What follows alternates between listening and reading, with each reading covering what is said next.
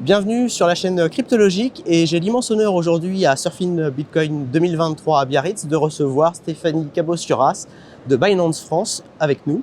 Et ça va être pour moi l'occasion de lui demander un petit peu quel est son parcours avant d'arriver effectivement à la direction de Binance France. Bonjour, je suis ravie d'être avec vous. Donc Stéphanie Cabos-Suras. Moi, j'ai un parcours un peu atypique pour la crypto parce que je suis haut fonctionnaire. Voilà, j'ai commencé ma carrière à la Banque de France dans les paiements. Je suis également magistrat à la Cour des comptes où j'ai travaillé dans le secteur financier public.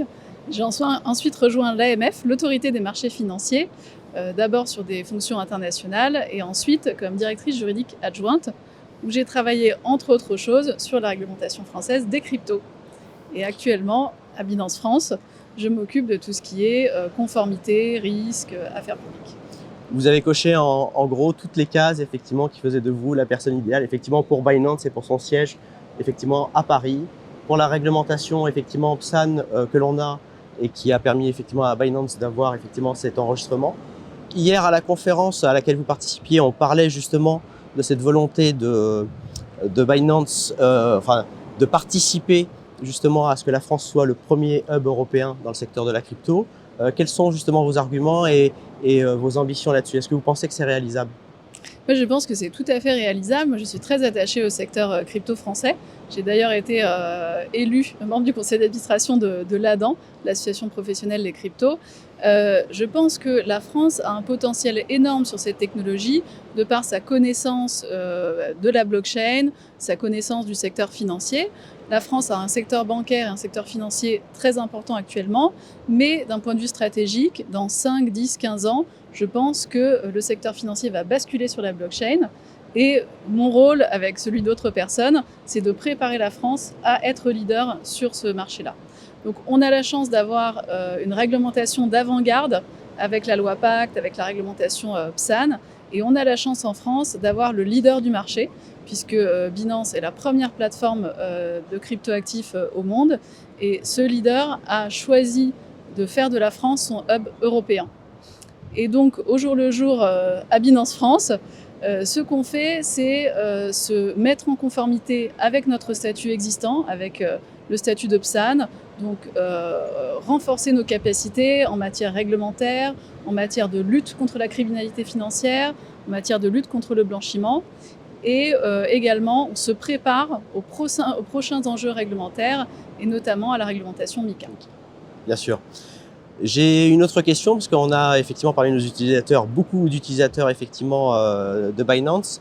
Et la question que tout le monde se pose, c'est qu'effectivement, il y a beaucoup de FUD. Suite à l'affaire FTX, effectivement, on sent qu'il y a beaucoup d'informations qui cherchent aussi à attaquer Binance. Qu'est-ce que vous avez à dire pour rassurer justement les utilisateurs français de Binance France?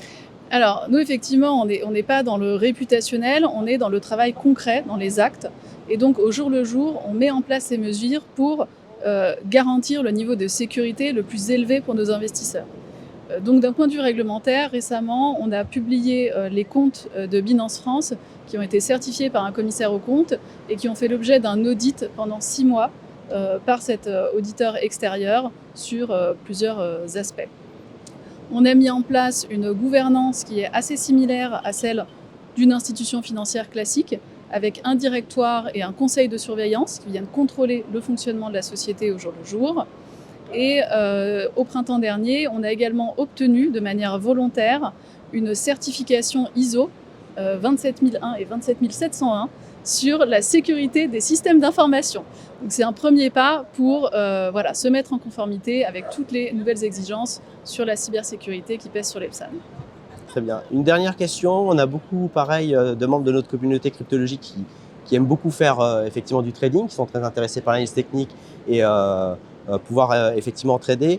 On avait perdu cette possibilité de faire du trading sur les futurs. Est-ce que c'est quelque chose où vous pensez que ça pourrait revenir sur Binance, peut-être avec un passage d'agrément? Est-ce que c'est quelque chose effectivement que les utilisateurs peuvent revoir? Alors, on travaille effectivement activement sur ce sujet pour pouvoir rétablir cette activité dans des conditions d'exigence satisfaisantes. On travaille vraiment d'arrache-pied, donc j'espère que ce sera possible rapidement. La balle est également dans le camp des régulateurs, donc on attend leur feu vert. Je voulais mentionner sur ce point que Donc, nous, on fait tout ce qu'il faut pour se mettre en conformité. Néanmoins, sur le marché, on voit encore en France de nombreux acteurs, essentiellement étrangers, qui proposent ces produits en dehors de tout cadre réglementaire, parfois même sans KYC. Et ça, je pense que c'est un appel important aux autorités publiques. On ne peut pas demander à des acteurs français de respecter un niveau d'exigence très élevé qui est normal pour la protection des investisseurs et en même temps laisser aller sur le marché français des acteurs en dehors de toute régulation. Ça, c'est incompréhensible. Merci beaucoup Stéphanie pour cette conclusion.